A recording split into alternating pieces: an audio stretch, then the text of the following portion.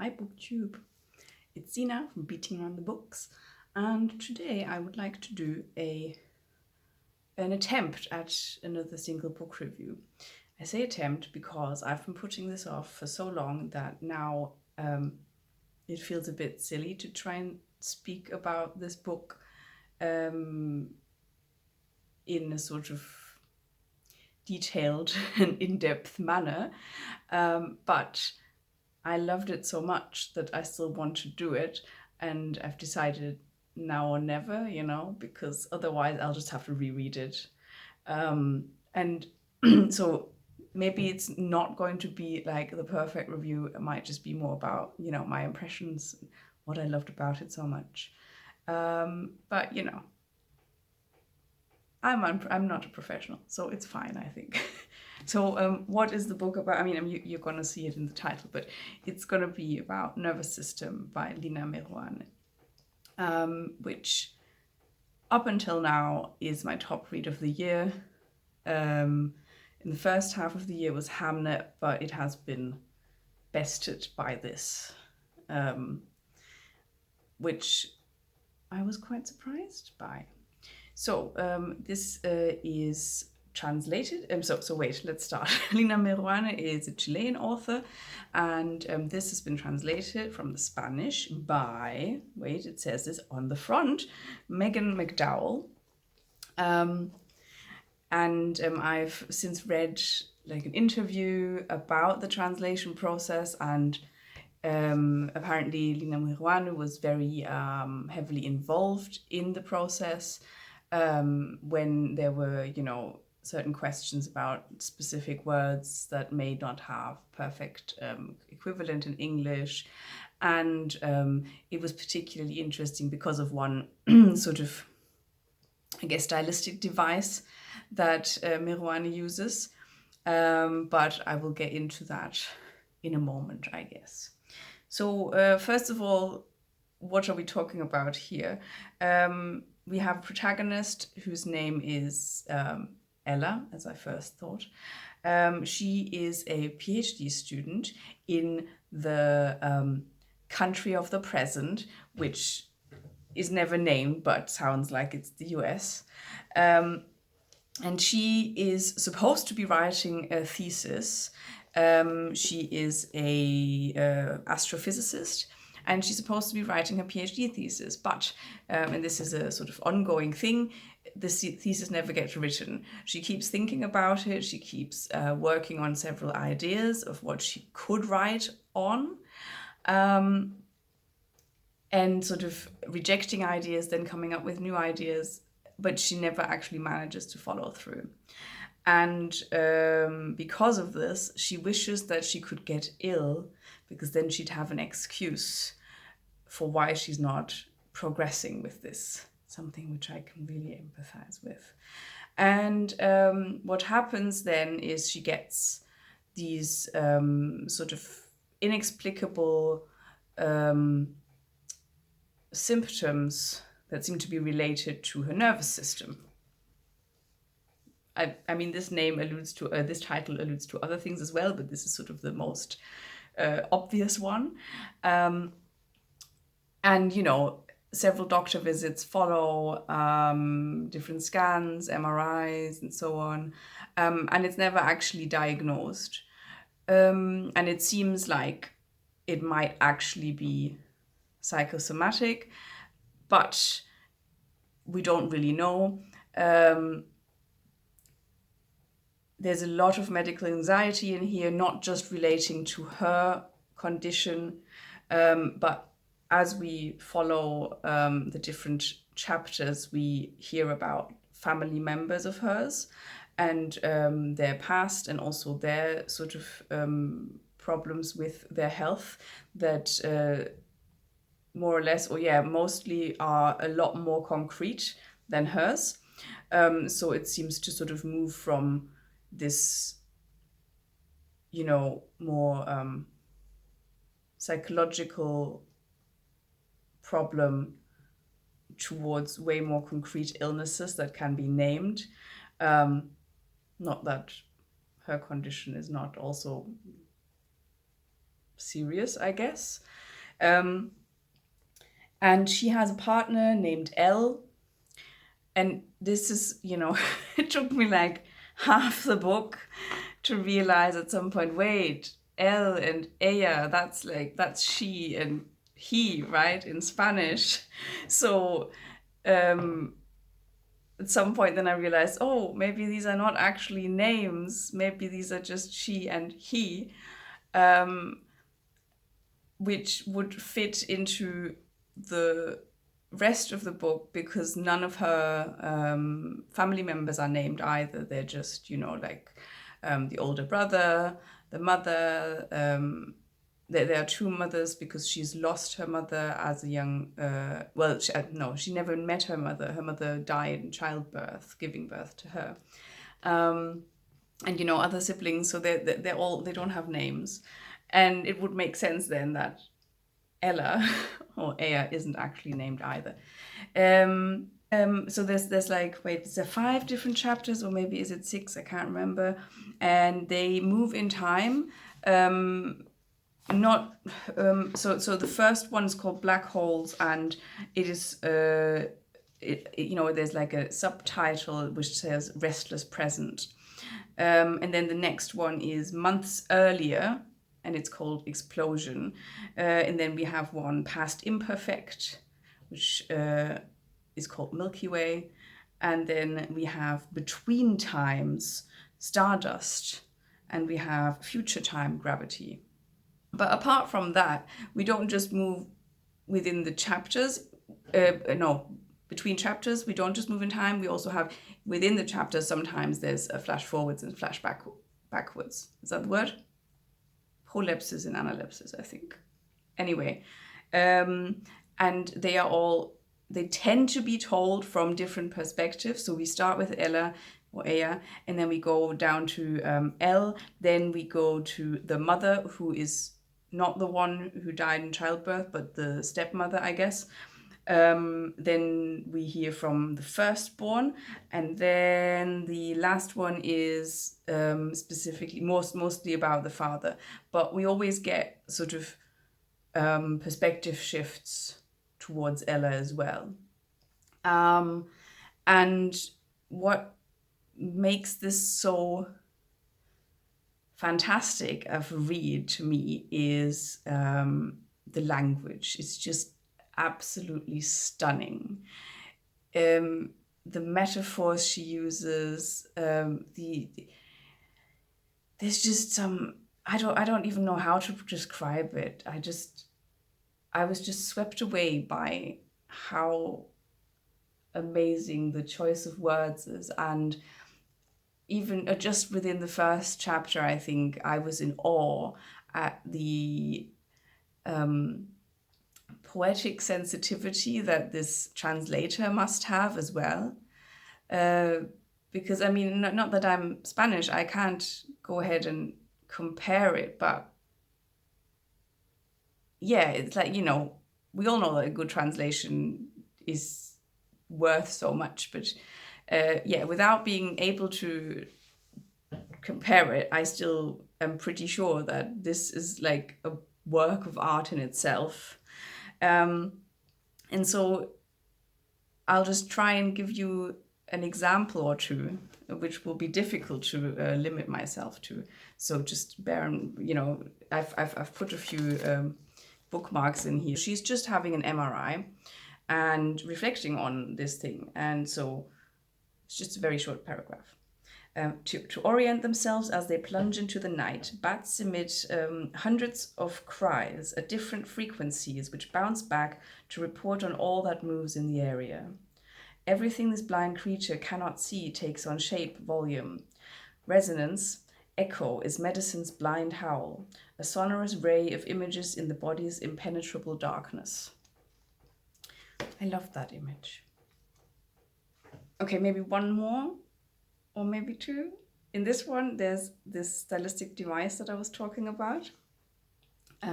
Here we have Ella reflecting on her mother's death at her birth, because it's her birthday. So she's clearly not very happy about having a birthday anyway. So she says, and there's no one there, no células madre, no Mother Nature, no cake or candles or gulps of salt water, no ocean to cross, only fluid, amniotic, amnesiac, assassin, that placenta like a toxic jellyfish. So here, this amniotic, amnesiac, assassin, these are 3 words that are printed in italics. I don't know if is this possible? There. And she does this throughout the book. So often there'll be like, you know, one sentence or one word, and then there's going to be some sort of either a related word or one that seems more like an association that doesn't 100% fit with the previous one, but they all seem to sort of expand the meaning to an extent. I think in this case, they're quite close. I mean, so she's thinking about amniotic fluid, and then, you know, about, well, amnesiac, I'm not sure about, maybe about the fact that she's never had any memory of her mother. I'm not sure. And then assassin, you know, because she's basically, you know, murdered her mother, which is something that her older brother keeps accusing her of. So, you know, you can imagine not the greatest family relationships here. And there may be one more that I really want to read to you. So here, this is a later chapter. I think it's the one with the firstborn. Yes, it's the 4th chapter. So this is her brother.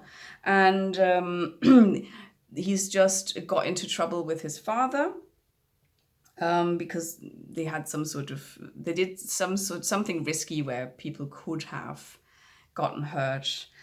And we have this wonderful extended metaphor. So the father scolded him for putting the cousin's life at risk. What was he thinking? The same thing you were thinking with my mother, replied the oldest son, taking refuge in his plaster armor. Father and son cracked their knuckles in silence. What they could have said with words, they told each other in osseous code. Someday in the future, they'd get to the marrow of the matter.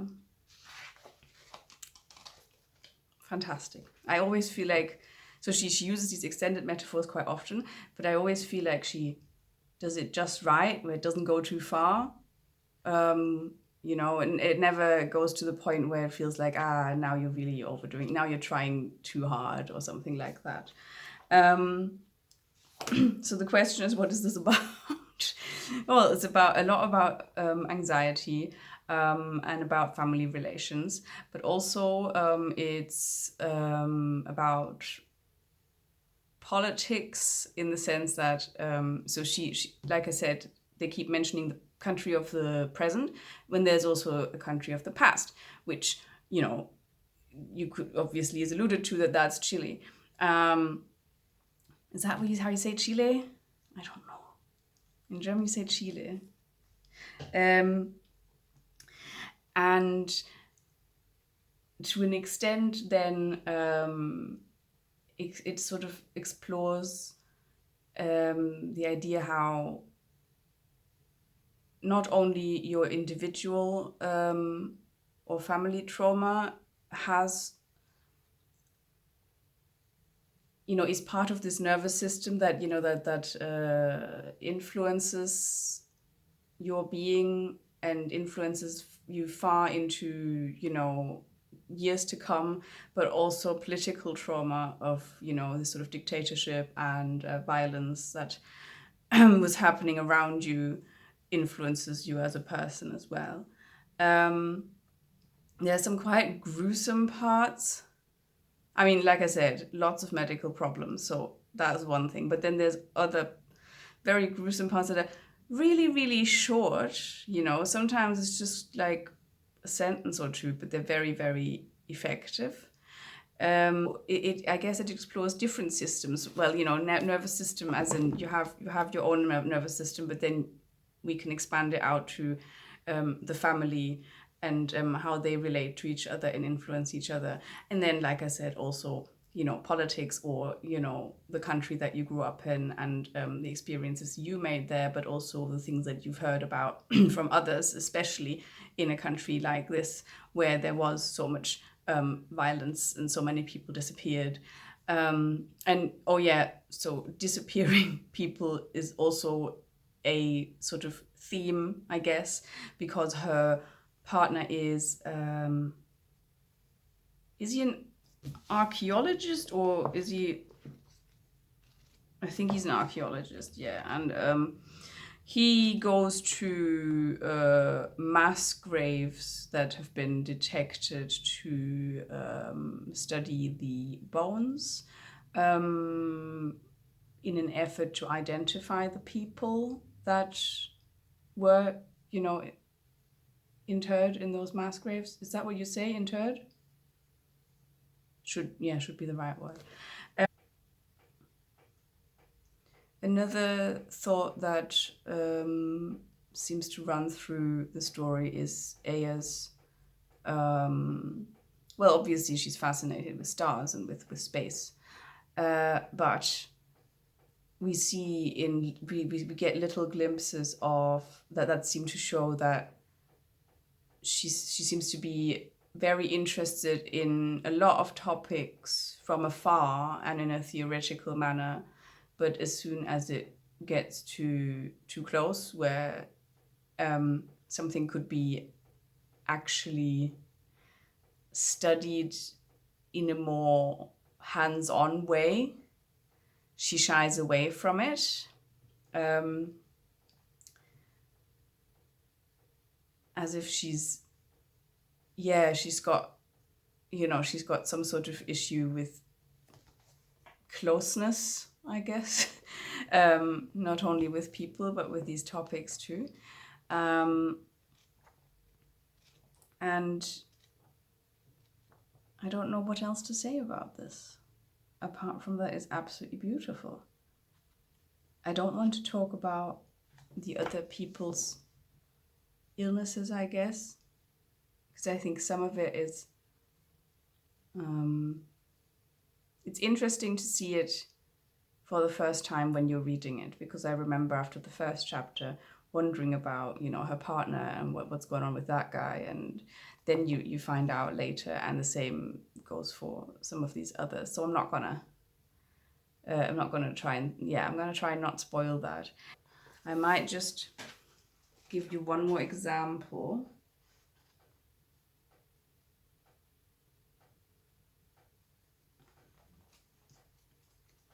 So because there's so much medical anxiety, they also think a lot about death, of course. So another issue I've found another one. Maybe I'll give you two more, I don't know. Well, anyway, this one is Ella as well. She is also suffering from insomnia.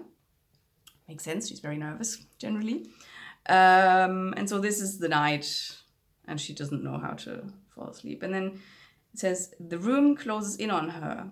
Every tick of the second hand illuminates the face of a guest at her funeral, the one Aya is planning for herself. Now let me find the last one, hopefully,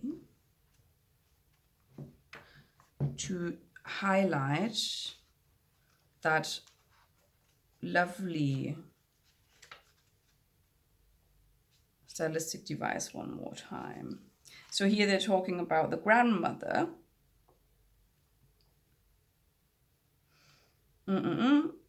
So so she was overworked, and she thought her left foot had somehow gone numb. And so it says, she came back from the office honking the horn to announce her arrival, and she complained of an idiot or idiopathic toe that her daughter mocked. One morning, it was no longer the toe, but the foot, thigh, tongue-tied. Hours later, her mind was gone. So this is the other example here of this. Wait, let me... Yeah. Of these sort of words that are not super closely related, but they work when you think about it a little longer. So they kind of make you stop a little bit and make you, I guess, examine the language used more closely, which, I don't know, I just thought I really appreciated that. Right. So,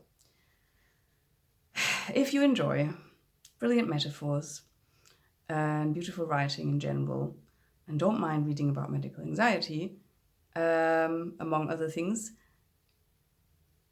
I can highly recommend this book. Right. Have you read it? What's your top read of the year so far? Or will you read this? Please go and pick it up. It's so beautiful. And this US edition is fantastic. Like, it's really floppy and nice. So, I don't know what I'm saying. I apologize for this very rambly non-review, and I hope I could interest you at least a little bit. Have a lovely day. Bye-bye.